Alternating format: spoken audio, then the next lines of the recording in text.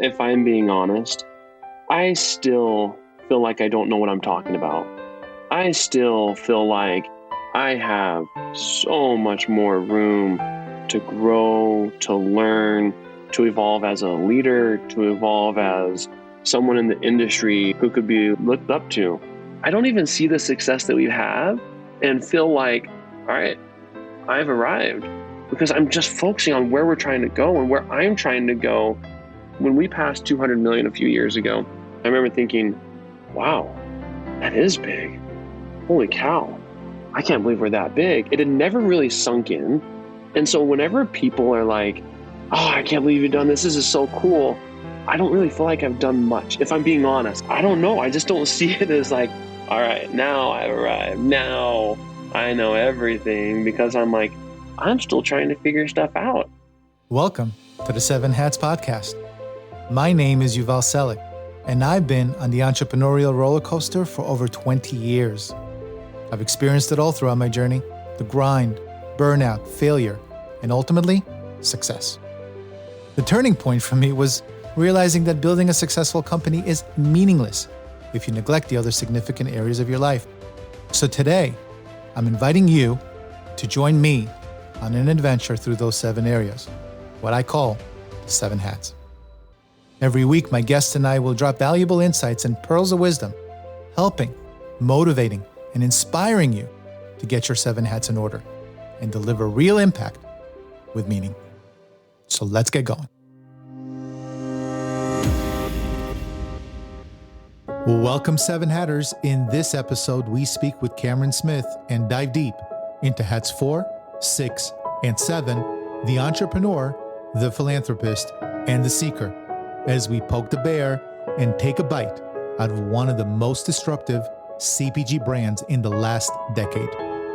Cameron is a Shark Tank alumni who, along with Joel Clark, took Kodiak Cakes from a red wagon full of paper bags filled with the Clark's family heirloom flapjack mix to a 9-figure, yes, I said it correctly, 9-figure juggernaut who is giving Aunt Jemima a run for her money. Cameron's story is inspirational, and his passion, authenticity, and humility are a joy to experience. So if you're ready to learn how to build a multi-million dollar and growing brand from scratch, then let's welcome Cameron to the 7 Hats.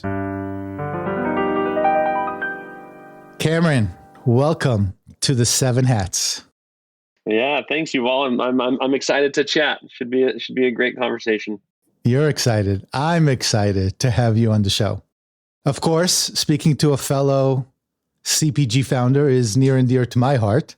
I've had Alex Bayer, the founder of Genius Juice, who innovated the coconut water space. We had Jay Carls, the co-founder of Midday Squares. I don't think I need to say more about that. Mike Fata, who made it huge and built a new category in hemp with Manitoba Harvest. And then there's Don Larson, who quit a high-paying job at Hershey's to start Sunshine Nuts. And then he donates 90% of his revenue back to the people of Mozambique, Africa. And now, Cameron Smith, the guy who made Kodiak Cakes a household name and put dear old Aunt Jemima on high alert. But it was not always the case, I'm sure. Right. The glitz and glamour of success were once a twinkle in your eyes. So what I'd like to do is go back, way back, to your early childhood so we can learn who Cameron is and why you went the path of the CPG entrepreneur. You know, a path only fit for warriors who love pain. So, Cameron, where were you born and how was your childhood like? Yuval, I love that you start there, because I completely agree. You know, your upbringing shapes so much of how you view the world, and it becomes really who you are, or rather who you want to be. So I was born actually in Provo, Utah, and shortly, a few years after, my parents moved up to Idaho. So I grew up in Idaho, and I was the third of 7 children. Wow. And yep, my mom stayed home with all of us kids, and my dad taught religion classes in high school and to college students. So we didn't have a lot of money growing up, and I out of all the seven, I'm the only boy, and so most Six often girls. six girls. Yep, I have six sisters, and most often I remember we would be eating dinner, and I'd be really hungry, and I love food, and I'd ask my parents, like, hey, can I have more? And my sisters always say, wait, why does he get to eat more? And they're like, well, he's a growing boy. But I always remember, it's not that there was a shortage of food on the table. There was just always that little fight for food. And so we didn't grow up with a lot. I remember we had a van, and we'd all stuff into the van. So for me, I remember always thinking growing up that I didn't want to stress about money because I hated stressing about money. My parents, it was something they always talked about. Growing up, my dad, he picked up so many jobs just to kind of help make ends meet. I remember he would wash windows, and we would go with him, and we would wash windows at this buffet restaurant. And Saturday mornings we'd go do that. And sometimes while we were walking out, they let us grab some of the food. So I remember as kids we were like, oh, I want to go wash windows with dad. Maybe I'll get a free meal.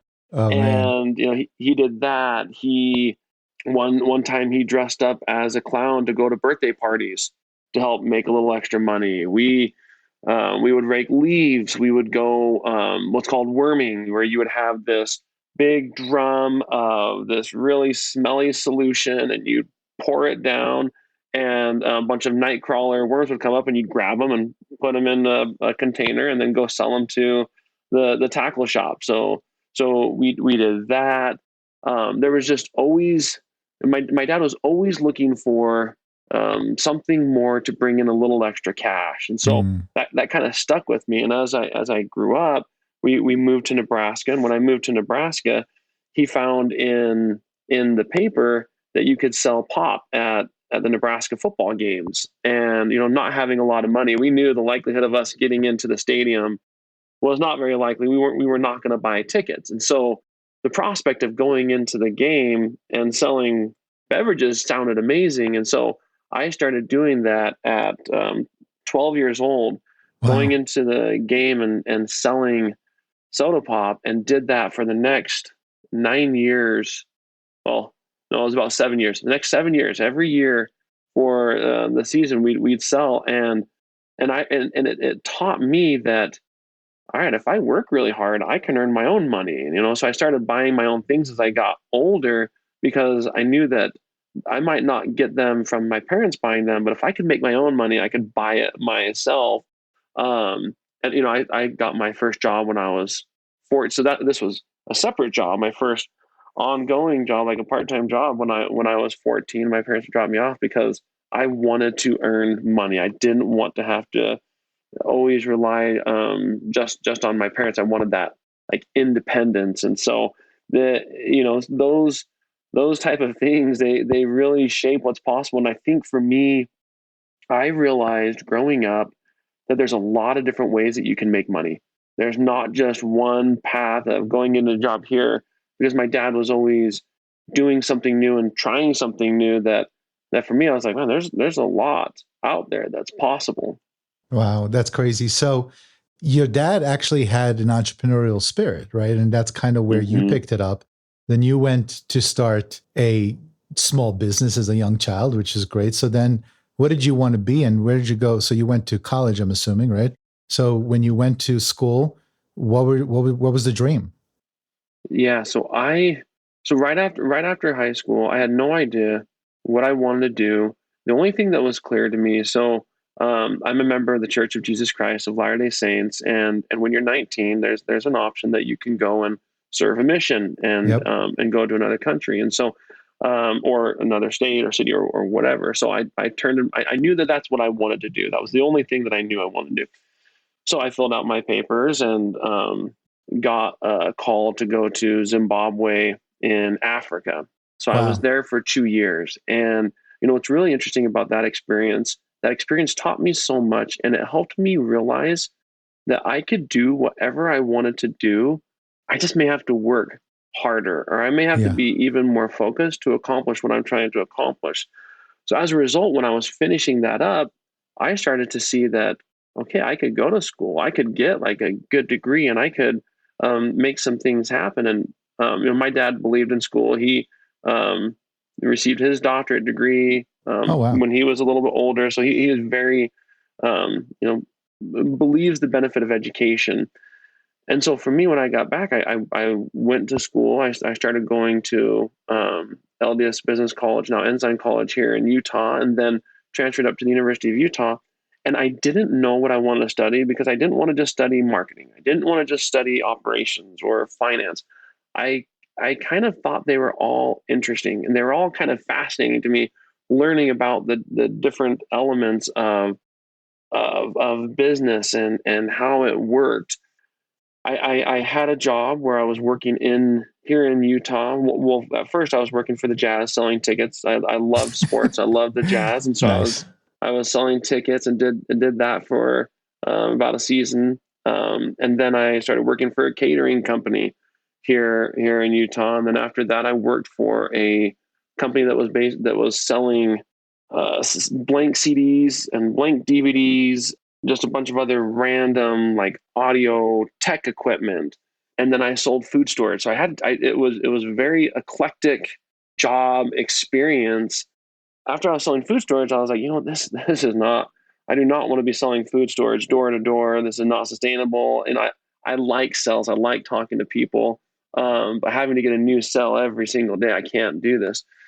And so then I was like, you know what? It's time to find a job. Like I need to actually find a job that could almost be more like a career. I had about a year left of school at the University of Utah, and so I just started looking at companies. And this was 2009, and I was having a hard time. I could not find a job. I couldn't Of find a course. place that felt like it was just going to work for me. It's not like I had a ton of job offers.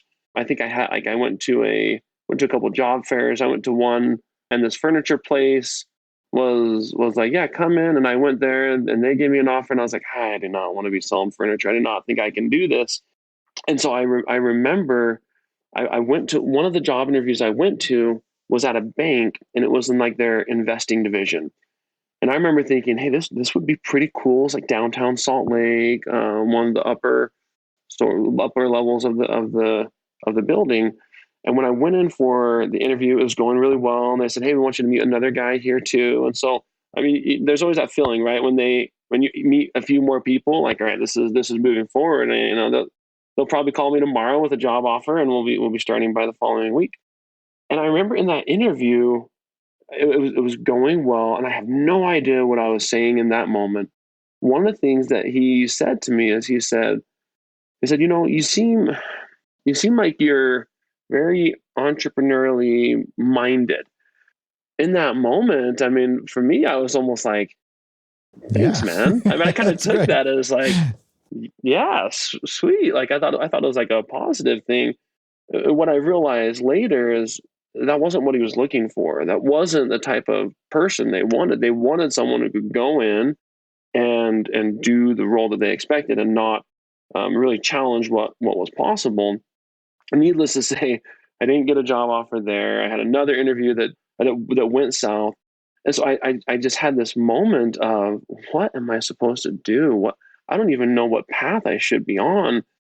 As I was looking for jobs, I saw this job at Kodiak, and it said they're looking for a marketing manager. And I actually passed the job a handful of times because I was like, I'm not a marketing manager. I'm not at that level. I'm just coming out of school.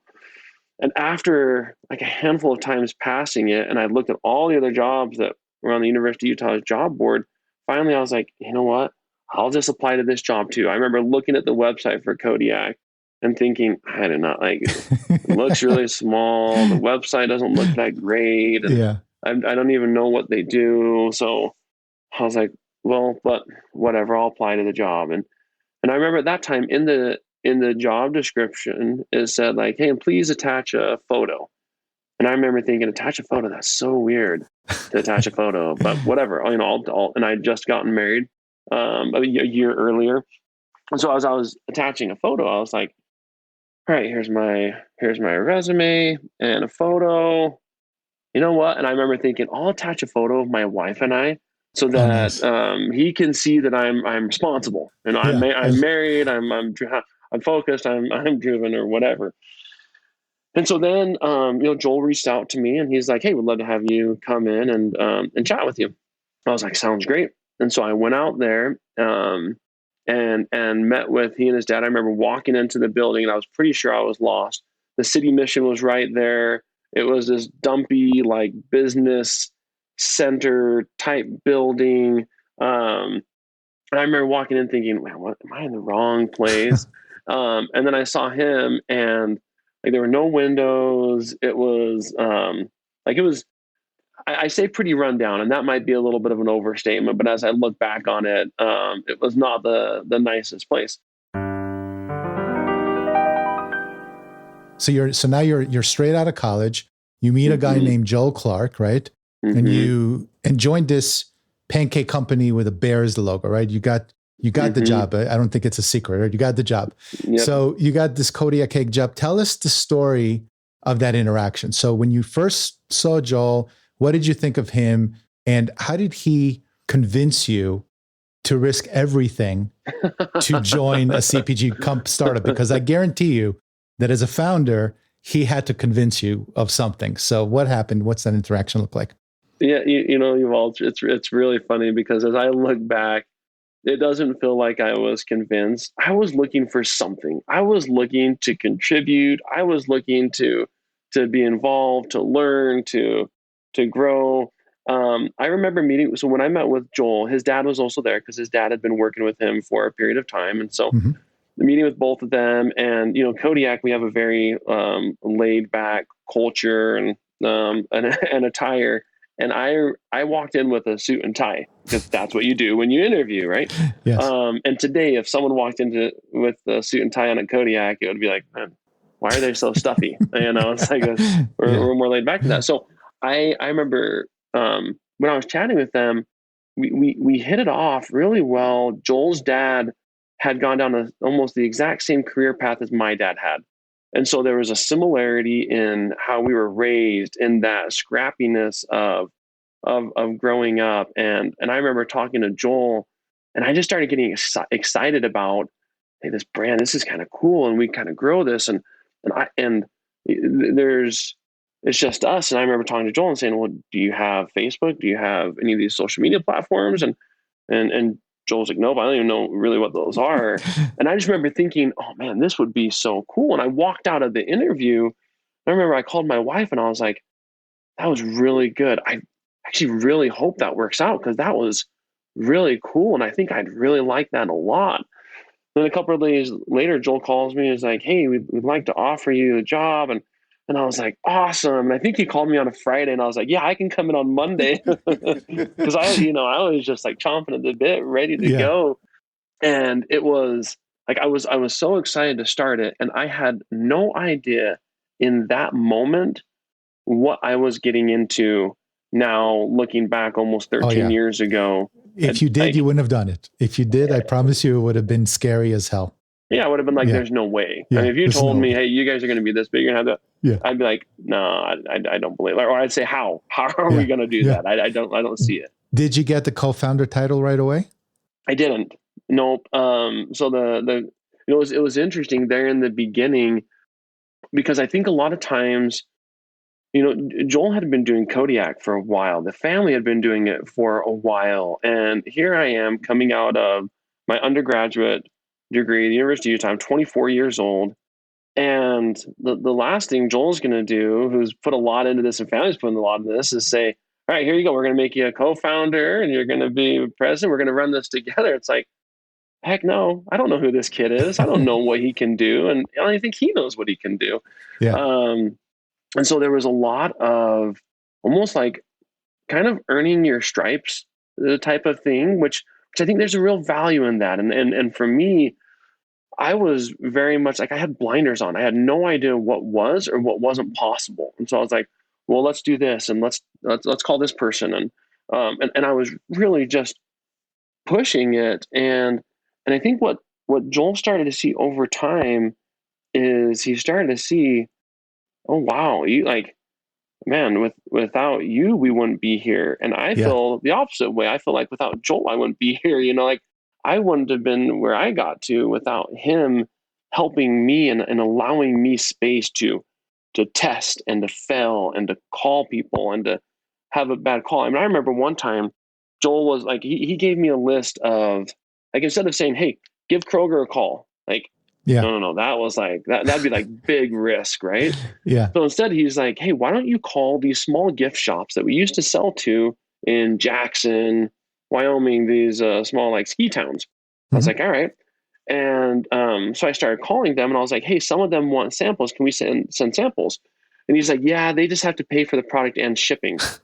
And I'm thinking, man, I remember selling tickets for the Jazz and that was hard. Yeah. But I'm asking people here, like, hey, Yuval, you should come and try Kodiak in your shop. Yeah. Yeah, Pay send for me it. samples. Yeah, you got to pay $30 for the samples. And you're like, I'm good, man. Yeah, I don't really exactly. want it.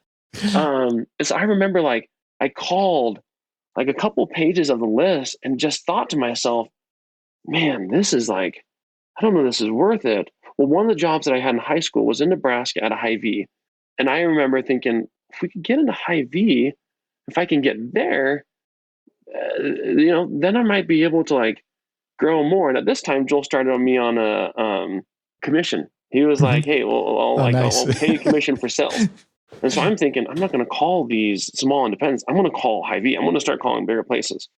And so I found the name for the person at Hy-Vee. I called Hy-Vee up, got to the operator, and I said, hey, can you send me to the pancake buyer? Yeah, sure, you got it. And I called a handful of other people, and no one ever answers their phones.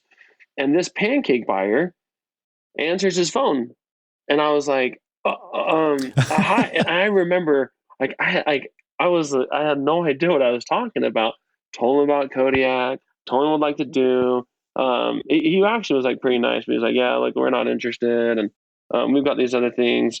But I remember I took a lot of notes, and I called Joel after, and Joel's response was just was so great for me because his response was, "Oh, cool, man, that's awesome. So what do you say? He said this, okay," and his response was not at all, "What the crap are you doing? Don't Yeah. call those Yeah. guys unless you talk to me." It was very much, "Oh, cool. What do you say? What do they talk about? Okay, so." And he was very much like, okay, I'll coach this guy. Like he could see that I just had this like ambition and I was just hungry and I was gonna do stuff. And so instead of reining me in, he was more just like, give me those guides. Hey, think about it this way. Hey, when you call them, talk about it this way. And so anytime Joel and I would travel, I would just ask questions and we would just talk about things. And it just helped me understand this industry even more. And I thought really early, man, Joel, if these guys can sell this product in, we for sure can. We can figure it out. We might not know,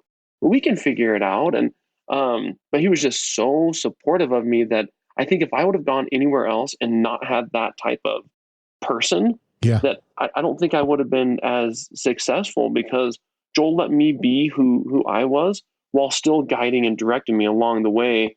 And then over time, as it got bigger, I got to the point that I was like, hey, Joel, I'd love to know if equity is an option. That was not on the You didn't table in get the equity beginning. initially. No, and I didn't even, because I didn't know anything about equity. And I didn't even Wow. know that I should go in and ask for a piece of the company. And once again, if as a 25, 24-year-old, if I would have gone in there, I'd have been like, who's this hotshot think he is? He hasn't done anything yet or proven anything yet. So no, I'm not giving you a piece of my company. I remember just learning about it, and we were starting to grow a little bit, and we're doing a few $1 million in sales. So when I joined, they had done $1 million in sales, and I remember we were doing a few $1 million in sales, and someone told me about it, and they're like, "You should really ask about it before the company gets really big." And I remember thinking, "Oh yeah, that's probably a good idea. I should ask." So I remember talking to Joel and saying, "Hey, Joel, is equity an option?" And in that moment, Joel was like, "Yeah, I think if you had like an MBA or maybe over time, like everything that he was saying, it's like it makes sense, right? You're not just gonna say, 'Here you go.' It's like, no, you need to Yeah. prove yourself, and you need some time to prove yourself." And I was like, "Okay, that makes sense." And we continued to have the conversations, and our equity conversations. It was almost 2 years before we got to the point that Joel was like, "Okay, we'll do some equity. We've grown a lot. And he was able to see that I was contributing. I was able to see that I was contributing. And we started just building this really good partnership that when we would travel, we had a lot of fun. We'd share hotel rooms. Our pillow talk was talking about what we could do with Kodiak and items we could launch and it just everything. And those are the best times, right? With if you have a good co-founder, my first co-founder was a nightmare. But really? It was a nightmare. I mean, you are so lucky to have a good co-founder in your first round. Mm-hmm. Now, my current co-founder, ProMash, is awesome. And that's kind of what we do. We smoke cigars, drink some scotch, and talk about whatever. But those were the fun days, man. And when you first start the business. Oh, yeah. No, I mean, it was so awesome. And so what started happening is Joel started to see, like, I wanted to grow in my career and I wanted to do more. And he was like, the more I've thought of, and he gave me equity. We got to a really good place. I was super happy about it. He was happy about it. And he was like, when we got to the point where we were starting to hire head of sales and head of marketing, I remember telling Joel, like, look, I don't just want to be a salesperson. I don't want to be a marketing person. I love those functions in the business and operations. Like, I love all of them. I was like, but I really want to be here. And he gave me that opportunity. And so when we started bringing those roles on, instead of me being over sales, we brought that person on and I was able to be, like a president and partner with Joel. And he's like, really? He's like, you're like a co-founder. And Joel's like, look, I'm a co-founder because his brother actually started the business. And Joel's like, there's a lot of this other co-founders and we're co-founders in different stages, and it doesn't have to be you're a co-founder because you started it from the very beginning. It's no, you're a co-founder because you helped take it from this point to this point, the really crucial points for the organization and for the brand. And so like it was just so awesome because for me, Joel was able to do for me everything and even more than I realized I wanted or needed in my just career path and had a lot of success along the way. And we've had a lot of fun. I mean, for Joel and I, it's just crazy for both of us to see where we've landed. But that's like, it was a process getting there, right? It was not, okay, we're going to give you title of president. We're going to give you this whole package. And I didn't deserve that. It would have made no sense for him to get that all to me in the beginning. Let me ask you a question. I know it's hard to go back and answer this question, but would you have walked away if he didn't?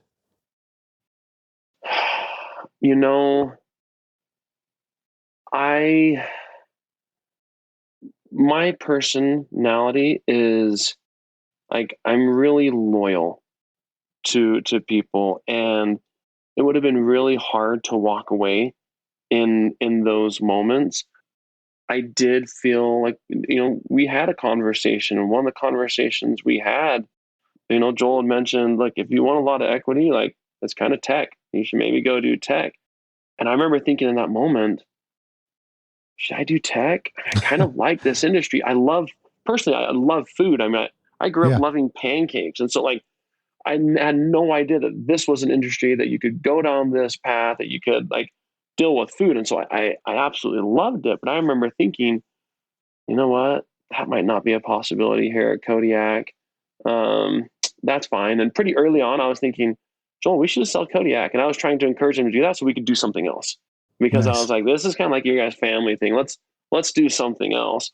And so in short, would I have left?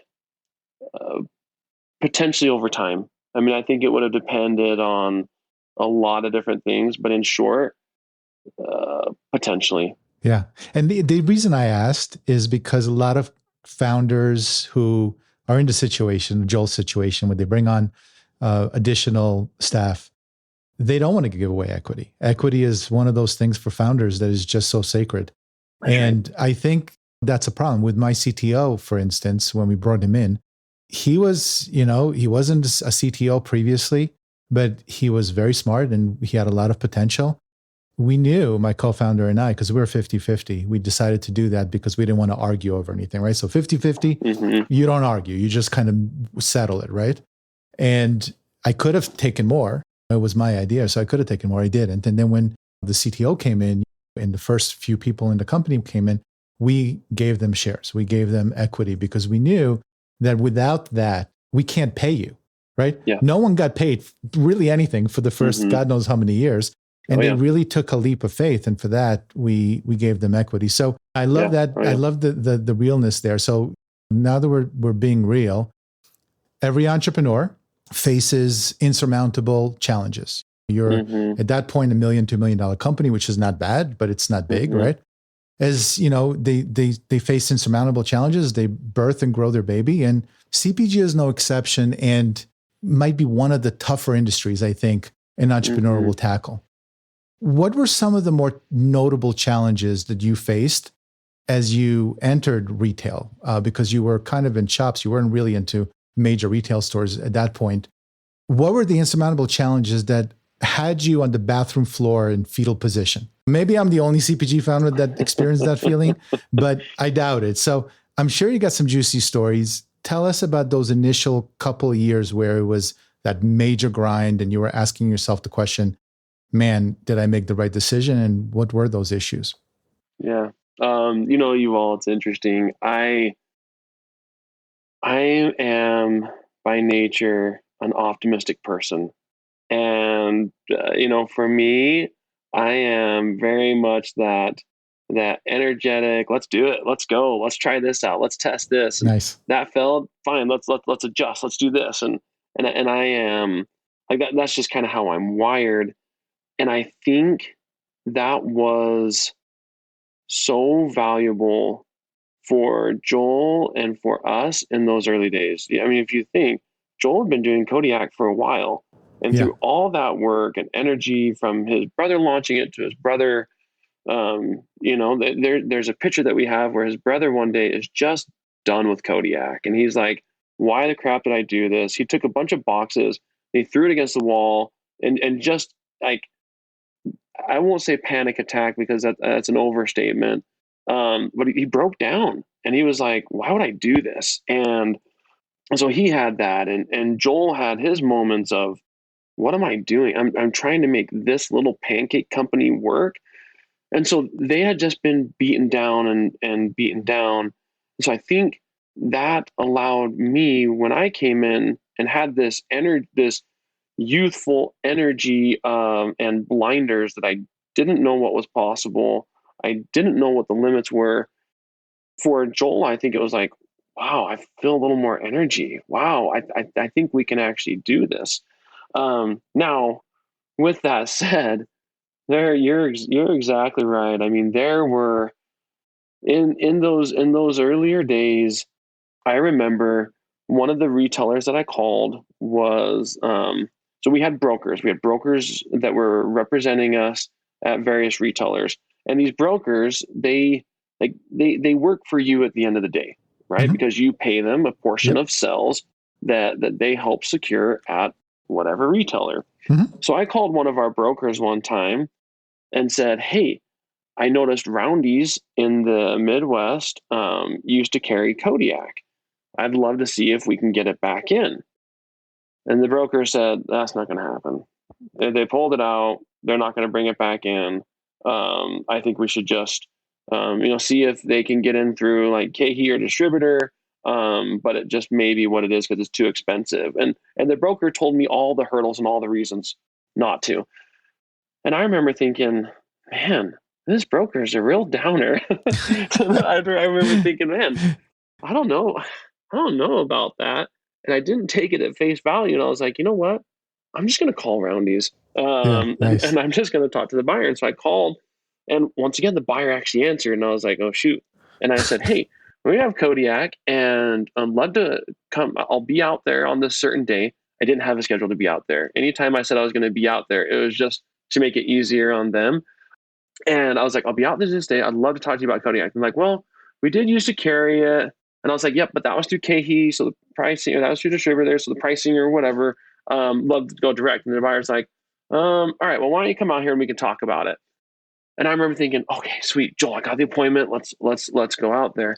We went out, we met with Roundy's, and that buyer, I'm still actually in touch with her. She works at a brand now. but I remember thinking, man, she's really tough. Like, I don't know how this will go. And after and remember, I'm tied to commission at this point. And so I want Yeah, these sales of course. more than just building the brand, because this is building my wallet. And I remember walking out of that like, oh man, Joel, I don't know how that went. And Joel's like, I thought that went great. And I'm thinking, were we in the same meeting? He thought it went great. And I didn't, like, really? And he's like, yeah, I thought it went really well. He's like, I think she'll give us a shot. And I'm like, man, all right. And she did, and she brought it Nice. in. And but like there were those challenges of, man, can we even make this work? And we had that with another retailer, really smaller retailer not smaller retailer, but a retailer in the Southeast. We were doing a distributor show and working with our brokers to try and meet with some of the different retailers. And one of the bigger ones was at the show, and our broker's like, hey, she's over there. And I was like, I'm going to go talk to her. Usually, you wait in your booth until they come by, and then you hope to bring them in, and then you hope to give Of them your course. pitch then. But I was like, no, this is a show. I need to go like talk to her, because Nice. I got to try and introduce Kodiak to her. And so I walk over and I'm like, hey, I'm Cameron from Kodiak Cakes. We have the pancake mix. I'd love to talk to you about it. And she gives me like this kind of funny look, and was like, huh, yeah, don't you think Kodiak Cakes sounds a little like, I don't know, bear droppings or something? And I'd actually never thought that. When she said that, I was like, oh, I guess I see what she's saying. Yeah. But I was like, Yeah. okay. And then she's like, and I don't know. I mean, the brand just seems really masculine, so I just don't know that it'll work. And I was like, well, I mean, I think if you give it a try, it could work or whatever. And I remember walking away just thinking like, well, shoot, man, that was kind of a bummer. But I think selling food storage, going back a few years before, selling that food storage door to door, when I was in Africa on my mission, going door to door, knocking on people's doors and saying, hey, I have a message I want to share with you. And people saying, I'm not interested, go away, please. And I was never like a pushy type of person. I never wanted people to feel like they're pushed to either hear about my message or to buy food storage or anything. But I think both of those experiences built this sort of resilience in my mind that, well, some people say no, and that doesn't mean you should stop it entirely. That just means for them, based on what they can see today, it doesn't make sense. And so with Roundy's, and then with that Southeast retailer, both of those, like, in those moments, I was like, oh, that's a bummer. But I was like, okay, who else could we work with? Like, it was very much like, all right, on to the next thing, because I don't know, I didn't wallow in those challenges. It's not a good place to live, and just being an optimistic person, I'm like, that's okay. They'll come back to it. They'll see that they should have carried. And I can say today that both those retailers are doing really well with Kodiak. Very They can't. nice. It is working today. And I was going to say, I was thinking about, if you want to be a good salesperson, you go on a mission. Yeah. That would teach you how to be a good, Oh, yeah. a good salesperson.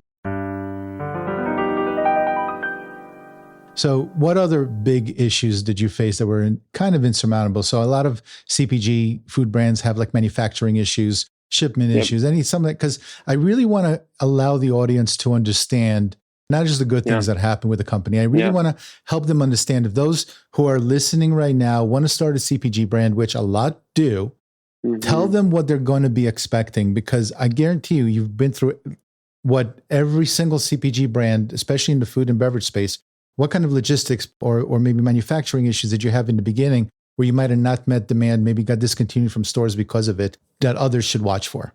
Oh yeah. Yeah, you're exactly right. Finding the right contract manufacturer, people who can make the product for you, that was challenging. We had a really good partner there in the beginning. They didn't give us any terms. They basically said, you need to pay before we produce it, Wow. and then we'll produce it for you. That was incredibly challenging to have to pay for the product before it's produced. And so I know Joel felt that pressure even more, because for me, I was like, let's go, go, go. And Joel was like, oh man, that's that's pretty painful. When we got Target, our initial Target order was 250,000, Uh-huh. which, for a $2 million business, like that was a big order. Huge.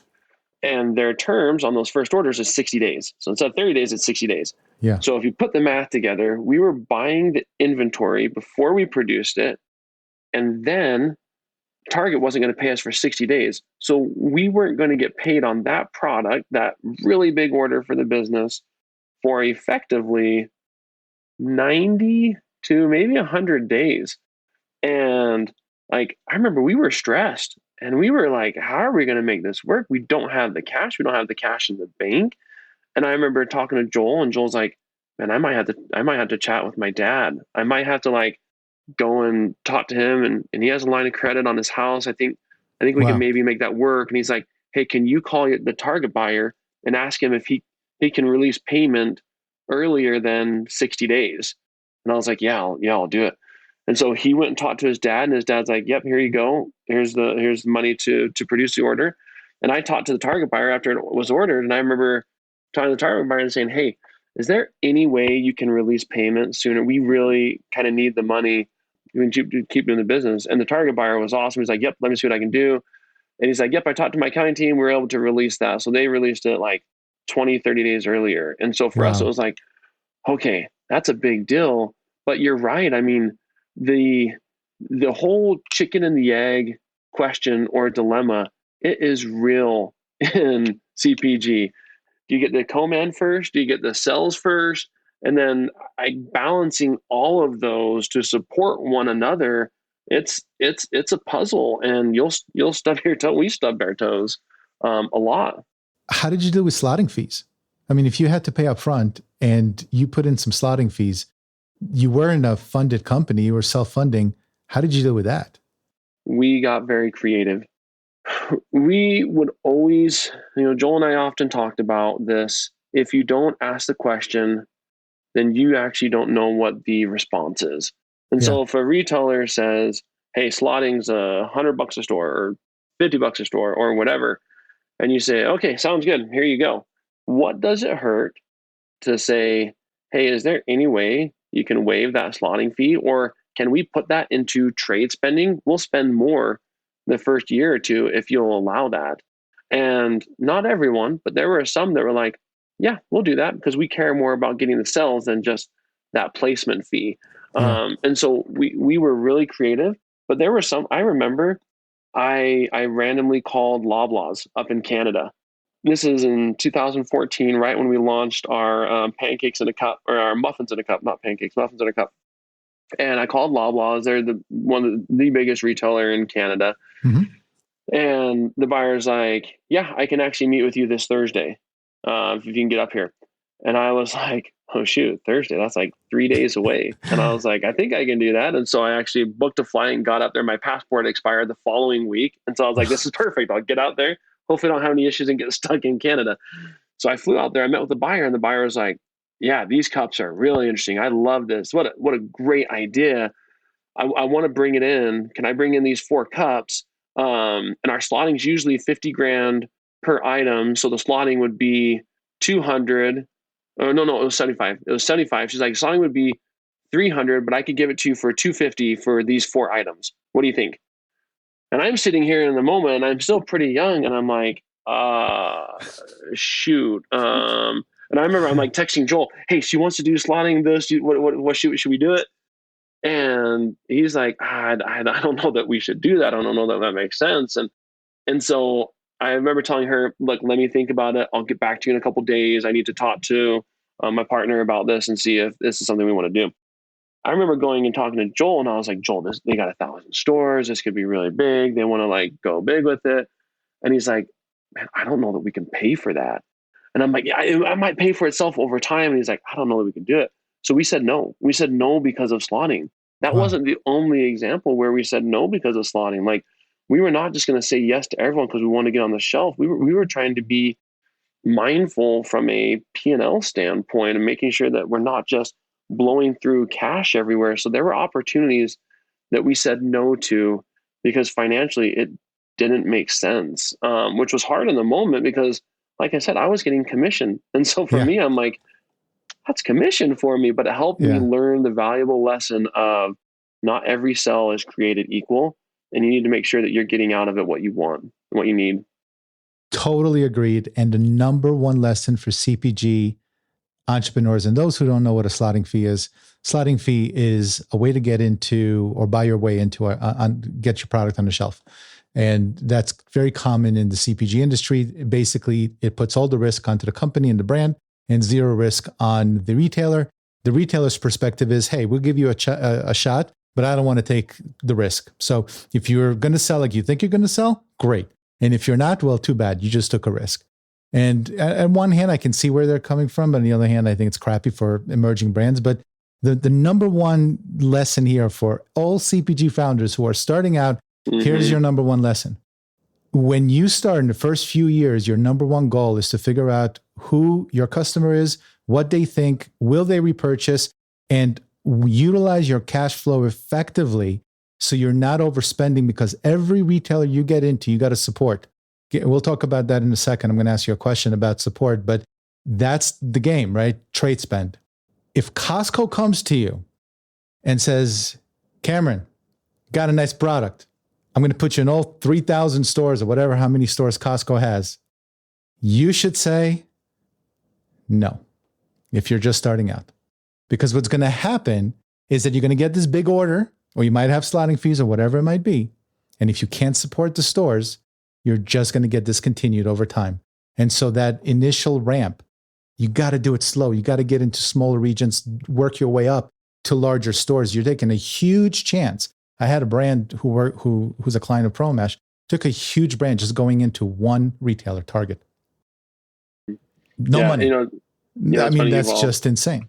Yeah, you're not wrong. I had a brand that I was talking to a couple months back, and they asked me. They said, "Hey, which retailer is the most important? Like, which one should we really focus on?" And I was like, "Whoever will give you a shot." And they're like, "Yeah, but like, which one's the most important?" And I was like, "Whoever's going to give you a shot, that's who's most important." Because if you're sitting here thinking, well, Kroger's the most important, or Walmart, or Target, or Costco, or Safeway, or any of those retailers, if those are the most important, then the other retailers can tell that you don't value them as much. And if you don't value them as much, you're not prioritizing them, they can tell and feel that.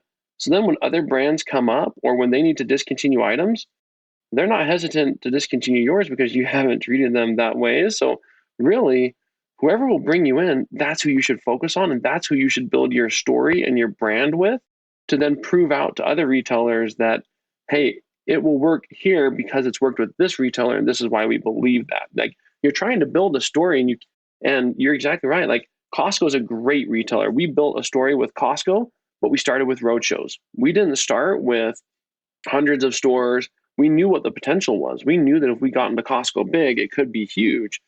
But Costco wasn't going to just say, hey, we'll bring it into every club, because that's not what they do. They said, yeah, we'd love to test it. And we're like, let's do road shows. So we went and did road shows, which you go to one Costco and you're there for 4 days, 4 to 5 days, and you're sampling product and you're selling product.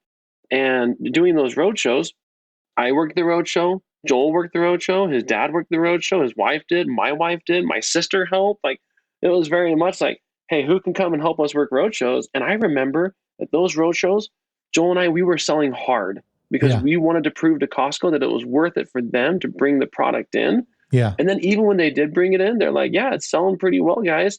But how big are your sales? Because we don't want to be more than a certain percentage of your business. And so we had to, they were kind of capping what we could do. And so it forced us to say, we've got to continue to build this story outside of just Costco so that we can build it more in Costco. But you're exactly right. Like, you have to, it's so exciting when you have a lot of retailers that are excited and energized behind the brand. It's also very easy to get ahead of your skis because you can go in all these areas. And then before you know it, you see brands that aren't around anymore. And you're like, what happened to that brand? I thought they were doing really well. They went faster than they could run. Yeah, no, absolutely. And we'll get to the next question. We'll actually talk about that. I mean, the point is, we got, when I was selling Luvala to retail, my skincare line back in 2006, 7, we got into Whole Foods right away. We got into Sprouts. We got into most of the natural stores. And that literally was the reason we went out of business. If we did it smarter, if we got into local regions, and spend the money we had on trade spend, which is the next topic I want to discuss, we would have been just so much better and could have had more runway. But, I remember a broker telling me we got into a Whole Foods region, I think it was the Midwest region. And we're like, well, we're going to support every store. And the guy's like, dude, you are not going to support every store. It's not going to happen. You don't have the money. I'm not going to participate in this shenanigan. So anyway, so that's the thing. So a few years go by, you're now expanding into retail. You're seeing the fruits of your labor. The biggest issue I see in CPG is not what many think, right? Many think that getting placement on the shelf, and that's the big deal. But it really isn't. With some elbow grease, it can be done like you did, right? Just calling up stores. The challenge that I see in retail is staying on the shelf. And of course, to stay on the shelf, you have to sell off the shelf. Now, when you're selling to a buyer, it's a one-to-one relationship. You can tell your story. Everything's great. They buy in, they buy your product. When you're now not talking to one person, you're speaking with everyone, and you don't have the resources to just educate everyone like a Coca-Cola might with $100 million, a month budget. And you have a competitive space, right, that you're playing in, especially with household names that are go-to for most people. And they won't even think about taking on another childhood, it's their childhood memory, right? So raising awareness and telling your story is very expensive. And it's critical to get it right before, like I said, being discontinued. How did you navigate trade spend? For those who don't actually know what trade spend is, it's the cost of promoting at retail with tactics such as in-store demos, price reductions, coupons, et cetera, ads. What worked? What didn't? And what would you do differently today if you can go back and do it all over again? It's a great question, Yuval. You're exactly right that if you think about it, you have a great idea, great product that you're really excited about, and you go talk to, you name the retailer, they're interested in the product. What they want to know is, how are you going to get off the shelf? And how are consumers going to know about this product? That was what we were kind of faced with. We didn't have a big marketing budget, to your point. And I remember Joel and I were talking often about, all right, what could we do to get almost like a big PR hit? So people would hear about the brand and go to stores to grab the product off the shelf. And it was so hard to think about what we could do there. And that's actually where Shark Tank came from. We were talking, and I had watched Shark Tank for a couple of years, and Joel and I was like, Joel, what if we got on Shark Tank? Knowing how many people were watching that, because that was a way to drive awareness. And the story, we went on Shark Tank and got a lot of awareness. And unfortunately, we didn't do a deal. It did help drive awareness to the brand and therefore to Target. And so if you're a brand and you're walking into the store and you're telling Target, you got to carry it because this is a differentiated product in the category, so on and so forth. What are you going to do different than anyone else? Everyone spends on trade. And to your point, those bigger brands spend significantly on marketing outside the store and even inside the store. Of course. And so you have all these odds stacked up against you. And if you think you're just going to put the product on the shelf and it's just going to fly off the shelf, yep, big mistake. You'll struggle, especially if you spend a ton of money in slotting. So then what you might do is you may say, well, then I'm just going to do some really deep discounts just to get people stuffing it in their carts. And I'm going to do, my product's $5 a box. I'm going to do a 10 for 10. And I'm just going to discount it just because I want a ton of trial.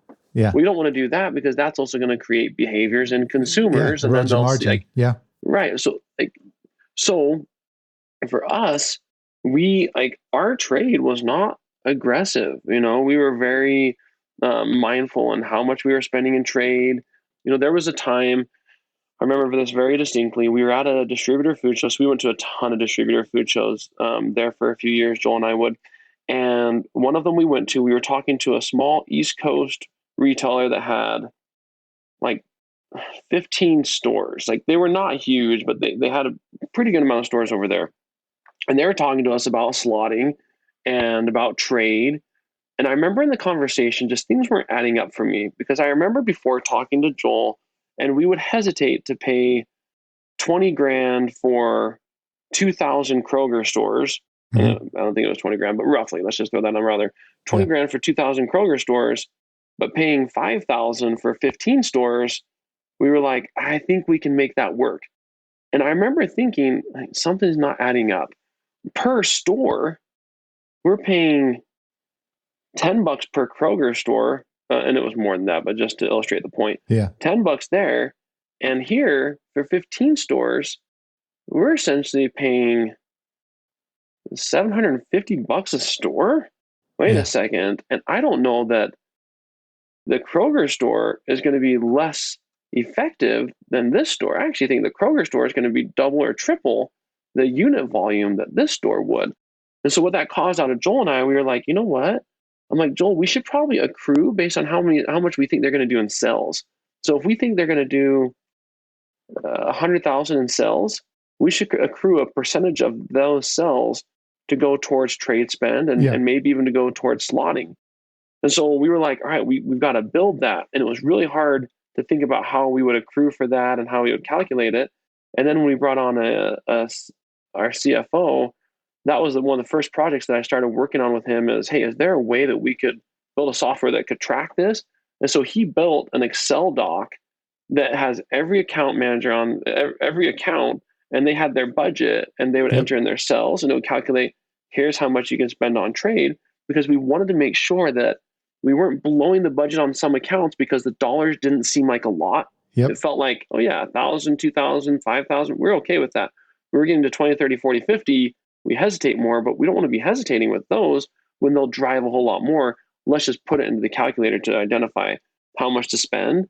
And so when it came to trade, we weren't necessarily aggressive, but what we tried to do is pulling it off the shelf. We tried to get to consumers. So we tried to understand, where are our consumers at? What do they care about? So we had, millennial moms that we were talking to. We had athletes and people who cared about their nutrition. And so we would, I reached out to bloggers really early on. We started, I was like, hey, we should do races and events. We should go to 5Ks and half marathons and sample product as people are trying and hand out product. And basically, like, let's be in a lot of places where people are, and let's reach out to influencers and send them product and make relationships and connections. And what that started doing is that started to create this community and just people talking about Kodiak and getting really energized around it.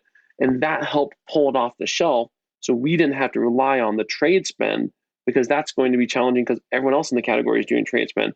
So we thought, how can we be different in the category, connecting with consumers so that they would go and tell their friends and go into the store and talk about the product. So that was like, it's that 1-2 punch that really you're having to do everywhere, because you're exactly right. Getting on the shelf, that's great and that's exciting, but you got to get off the shelf.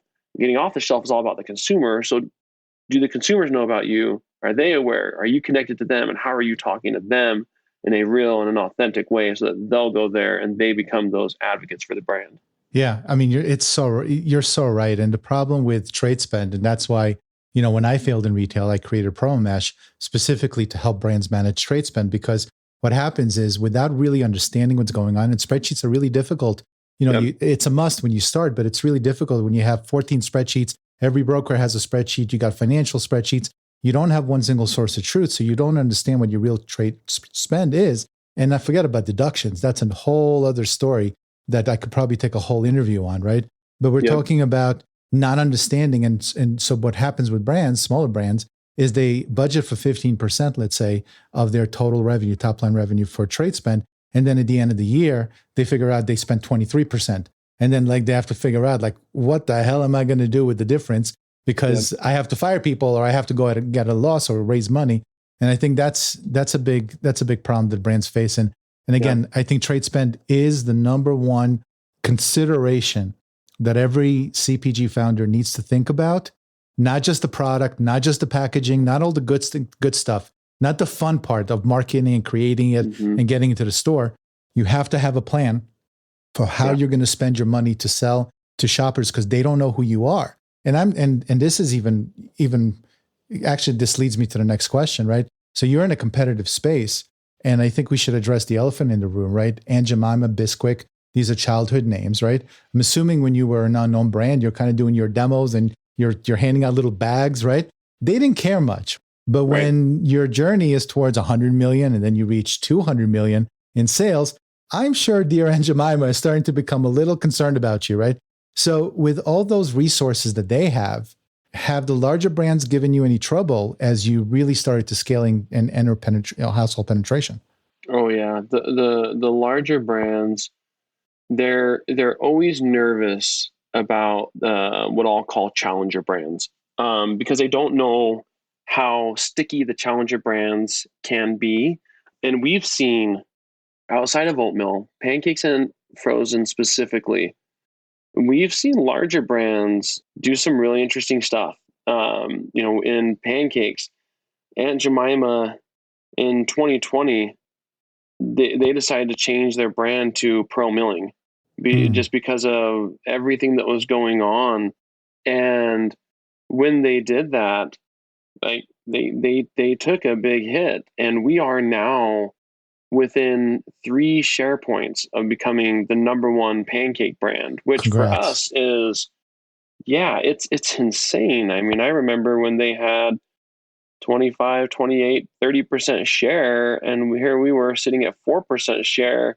And I never thought it would have been possible to become the number 1 brand. I just thought, hey, if we could get to 10% share, that'd be pretty awesome. Yeah. But we kept innovating in that category, kept trying to stay ahead of where they might go. For Aunt Jemima to come out with a whole grain, higher protein product, yeah, it wouldn't totally resonate with their consumers. It's very value driven, and for them, Aunt Jemima, Bisquick, those are cash cows for those businesses. They're just reaping the cash. They're making really good margins. So they don't really want to spend in those categories. They're not strategic categories for them. And so if they give up the number 1 position, they're kind of okay with it. They don't totally care. I mean, they care, but maybe not as much. And so what we see is there are more challenger brands that, given that we've challenged, there are other brands that are like, all right, how can we challenge what Kodiak's doing? Yeah. And so I've seen some in Costco too, like Birch Benders. Yeah. They're kind of a new kid on the block. How are they doing? Yeah. They're doing well. Right. And so that's the thing. It's like, for us, we want to make sure that we're leading, but then also that we're being mindful on people that might be challenging us. We don't want to become the number 1 brand and then just sit on top of the leaderboard and say, all right, we're here. And then out of nowhere, someone takes our spot from us, So for us, it's, hey, we've got to be really vigilant about keeping this position. In frozen, Eggo had never really had a real challenger. There were other brands that had been there, but they hadn't really challenged Eggo's position.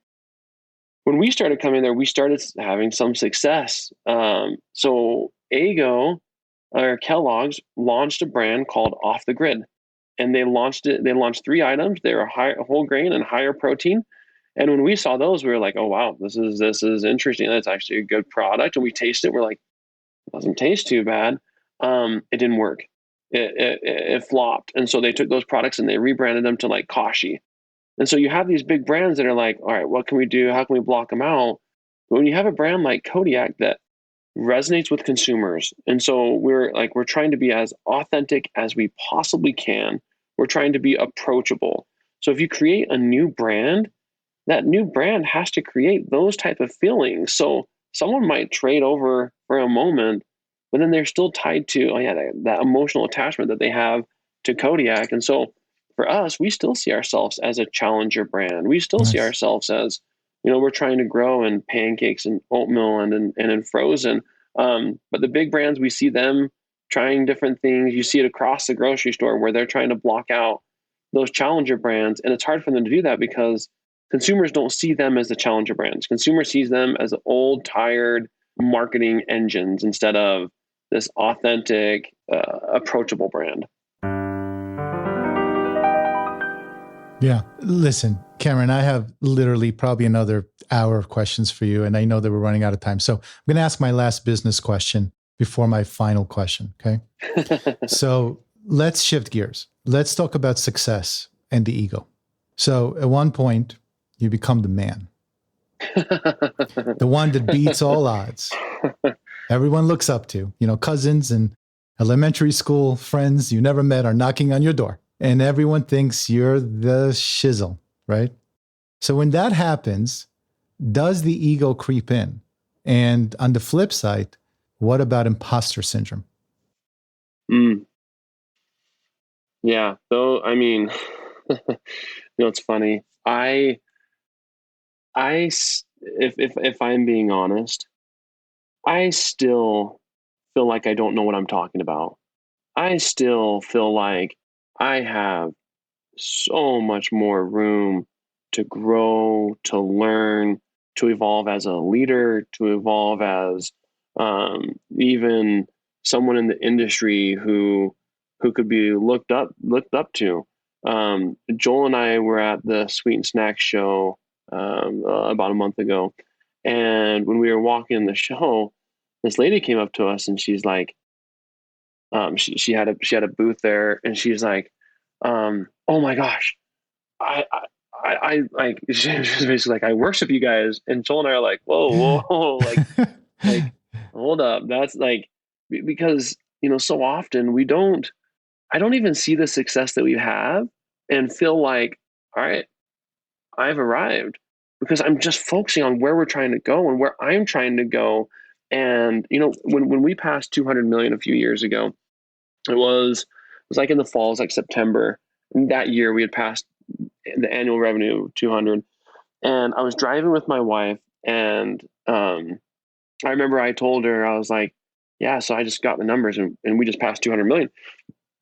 And she was like, really? And I was like, yeah. And she went inside to grab some stuff real quick. And while she was gone, I was sitting there to myself, and I was thinking, because she was like, wow, that's big. And I remember thinking, wow, that is big. Holy cow. I can't believe we're that big. It had never really sunk in. And so whenever people are like, oh, I can't believe you've done this. This is so cool. I don't really feel like I've done much, if I'm being honest. Like I know that we've done a ton here at Kodiak, and we've been so fortunate. And it's just like, I don't know. I just don't see it as like, all right, now I've arrived. Now I know everything, because I'm like, I'm still trying to figure stuff out. I'm still trying to figure out all this inflation, all the supply chain, all that stuff, like how to grip with that, because I'm trying to focus on where we're going, not where we were. And I think that also applies to us individually, that ego creeps in when you focus on where you were and what you've accomplished. I've done this. Look at how great I am. But if you're constantly focusing on where you're trying to go, then I don't know that you'll ever have an ego, because have you ever arrived there? Have you ever gotten there? Right? It's like, because every time you achieve something, it's like, okay, now I want to go do this. Now I need to accomplish this. And so I think for me, it's like, guys, I'm not that great. I don't know everything. And a lot of it, like, we've learned along the way. We've been really fortunate. And what worked for us may not work for you. Or you probably could learn it in half the time that, I mean, look, I've been at Kodiak for almost 13 years.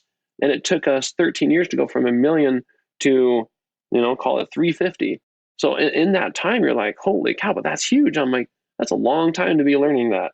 Someone could probably, there are brands today that are learning that in a much condensed time period. And so I think that's why, like, the whole ego thing, for me, I always want to make sure that I don't have an ego. Joel and I talk a lot about this, that we want to be approachable. We want the brand to be approachable. And I remember people who took time to talk to me that were real, that I was like, man, that's so cool that they just spoke to me. And I want to have that same thing. I want to be able to just talk to people and just be like, yeah, look, I'll share what I know. I don't know everything, but what I've learned, like, that helped, and maybe it can help you. And then on the imposter syndrome, and your question on that, I think I definitely felt it. I mean, definitely when you're in meetings, or when people are like, hey, we want to hear you talk. And I'm like, hey, guys, I'm not like, I'll share some thoughts, but I definitely don't know everything. And I'm still trying to learn a lot. I think with the imposter syndrome, I think there's a level of you need to have personal confidence. You need to believe in yourself. And the imposter syndrome, I think if you see yourself for who you can become and you're trying to become that person, then you're not trying to be an imposter. You're trying to be authentic to your future self. And if Hmm. you're trying to be authentic to your future self, you're not trying to fake anything. It's I want to be this person, so I need to act and do like that person would act and do. That therefore I can become that person. And so I think for me, I'm always trying to focus and think about that. Now, with that said, we'll have team meetings and we have 120, 130 people on the team, and I'm standing in front of the whole team, and I'm like, oh my gosh, this is a big group. Like, what? And they're all looking to me like I should know what I'm talking about. I don't know what I'm talking like half the thing. So, so yeah, there's a little bit of, okay, guys, we've got to do this. In the back of your mind, you're like, I think, So yeah, but yeah, you're not wrong. We definitely go through both those feelings and think about it a lot. I met many entrepreneurs along my journey. I've been doing this for a while. And very rarely, you and I met when we partnered up together with Michael Haig and did a webinar on storytelling for Kodiak Cakes.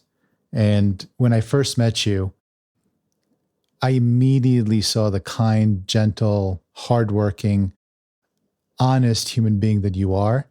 But what really came out is humility. And I think that if you're talking about the ego, humility is the antidote for the ego. If you don't have to be self-loathing. I'm not talking about humility and it's like, oh, poor me, I'm not good enough. I hate myself. I'm not, I'm not the person that I need to be. That's not who you are. You're like, dude, I've accomplished it and I got a long way to go and I know I do. So I don't know everything. And that's what makes an incredible entrepreneur. And I'm sure Joel's pretty much the same, because if you have this kind of partnership and if you got to $200-300 million and you're going to where you're going, I promise you it wasn't by accident. It was because you were able to build a great culture, a great company, and build yourself up over the years. You are a different person today than you were, and a lot of people are not. I meet people 20 years later and they're the exact same person, and I'm talking about most people, the exact same person that they were when you first meet them. So, Cameron, that was, an incredible interview, but I just want to ask one more question, which is the question that I ask all of my guests, and the Seven Hatters love this question. So I'd like to close out my interviews with the following. Who did you have to stop being, and who did you need to become to manifest your current success? Before I answer that, I'll say thanks. Thanks for your kind words. Anyways, it means a lot. On to the question. So when you're an entrepreneur, and even still for me to say entrepreneur, it's like, I don't know that I feel like an entrepreneur, but based on the definition of the word, sure. When you're doing, well, you're when not you're a banker, okay? Let's just put it this way. I'm not a banker. I definitely know that. When you're doing that, the team looks to you for the ideas, and you're the idea generator, and you throw a bunch of things against the wall, and you're kind of not necessarily challenging everything, but you are challenging what's possible. And so you are kind of asking that why, like, why does it have to be this way? Why can't it be a different way? And so as you're growing, that's an asset, and people love it, and they love the energy that comes from that. When you get to a certain point, the team needs you to stop doing that. The team needs you to stop throwing out all the ideas and feeling like you have to have all the answers. The team needs you to be empowering them and to clear their path. And so it was actually a really clear moment for me when I realized that the team actually needs me to clear their path. The team needs me to stop throwing out all the ideas and say, hey, what if you try this? What if you try this? What if you try this? And I needed to stop doing that. And I needed to become a leader for them. I needed to become a leader that I can say, hey, what are your thoughts right here? I'm thinking about doing this and this and this. Okay, help me understand why you're trying to do that. for these couple of reasons. Okay, awesome. How can I support you in doing that? This and this and this and this. Okay, awesome. Yeah, I love what you're doing. Let's make sure we're working on this and let's run with it. And they started to feel, okay, he like we've got a working relationship. And it was just that transition that is very hard for entrepreneurs to do, because you're used to tinkering, to being involved and touching everything and influencing everything. And the team needs you to evolve to stop doing that and to lead the organization, help prioritize, and be the leader to see where it's going. And it's a hard transition. It's a transition that, like, I mean, honestly, I'm still going through, because I love the ideas. I love thinking those through, but the team can come out with better ideas than even you did if you allow them to do that. But yeah, I love the question, because I saw that very clearly, especially as we were growing really fast. That was one of my favorite responses out of all of the responses so far out of my guests. One incredible response. I'm going to stop there for just a beat, because I want the seven hatters to really just rewind and listen to what Cameron just said. The transition from a founder to an executive to a leader, there's different stages. At every point in one's career, you have those that follow you because they believe that you're going to take them to the promised land, and those that follow you because you're giving them a job and you're their boss. Okay, it doesn't matter how and where you are, that's where you're going to be. But the notion where you start understanding that you are not the leader that makes things happen, you are the leader that pulls those up to make things happen, which is just exactly what you just said. That's when you step into another level of leadership. So, Cameron, thank you for that. I think it's going to help a ton of people to at least aspire to get there. It's not easy. It's hard to delegate in the beginning, but forget about, what you just said.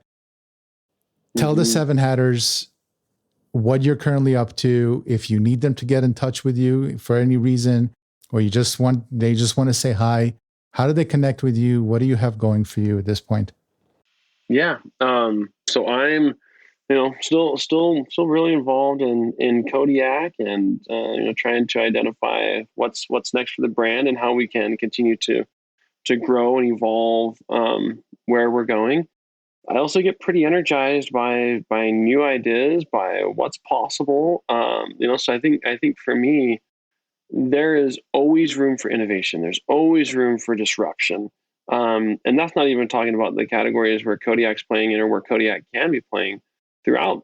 I mean, if I'm just thinking just of food specifically, throughout the grocery store, there are still so many places for disruption. Of course.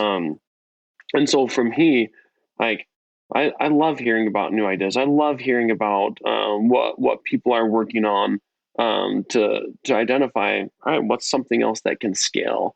What does that look like? So, connect with me on LinkedIn. I reach out to me there. You can email me. My kodiakcakes.com email is just cameron.smith@kodiakcakes.com. Love to stay in contact with people. And do you mentor? I do. Yeah, I'm working with a few right now, and it's fun. Actually, it's a lot of fun for me, because the questions that they're working through is basically like, for me, I'm like, okay, for them it might feel like I don't know what to do, and for me it's like, the ball's coming a little slower, and I can hit it a little bit easier, because I remember when we went through that. I remember those challenges, and so it's fun to mentor, because I have been fortunate to have some great mentors who have helped me grow, and really the best mentor will help you see your full potential. And that's what a great mentor does. And so, yes, I mean, I reach out, I love doing that type of stuff. Awesome. And that's why hat number 6 is the philanthropist hat, because once you make it and once you're successful, it's almost your duty to give back and help others. Cameron, it was an absolute pleasure having you on the Seven Hats. The Seven Hatters are going to absolutely love you. It's going to be a great conversation. I can't wait for it to go live. Thank you. Thank you for being a guest. No, thanks for having me on. I really enjoyed the conversation. And just like you said, there's a lot of things we could talk about. There's so many Oh things my God. going on, and it's all fun. It's all energizing, but really appreciate the time and the conversation. Awesome. Me too. I hope you enjoyed my conversation with Cameron. Let's end today with the show segment that I refer to as What Can We Hang Our Hat On? And here's my takeaway. The consumer packaged goods CPG industry is incredibly difficult to break into. I know firsthand the challenges CPG founders face in getting a product off the ground and breaking that $1 million top line revenue milestone, let alone what Cameron and Joel were able to achieve with hundreds of millions of dollars per year. I can't even imagine what it's like to overtake a product like Aunt Jemima or Bisquick, who enjoyed a top share on the shelf for decades as household names. Cameron explained that to have a chance at CPG success, you must achieve household penetration and increase the velocity at the shelf level. If you can't sell your product by raising awareness with the shopper, the buyer will discontinue your product. The trick is knowing when to say no to potential new business and avoiding the lure of that large initial purchase order. Depending on the cash position of your brand, you may be better off saying no to a large retailer such as Whole Foods, Costco, or Kroger, and building up your fan base with smaller regional customers. Otherwise, if you spend all your funds trying to support a large customer, but without the ability to grow sales velocity, then the chances of your brand going under are almost certain. I've been there and seen it more than I'd like to admit. If you have a good product that shoppers like and repurchase, and you focus your energy on promoting effectively without overspending, you too have a chance, like Cameron, to build a disruptive brand. I want to thank Cameron once again for joining me so that we can all benefit from his wisdom. And until next time, if you found this episode helpful, please hit that subscribe button and tell other entrepreneurs out there what value you receive from it so that we can attract even more high-quality people into our Seven Hats community. So for now, I will bid you farewell and success on your journey. And until next time, my name is Yuval Selik, and I tip my hat to you.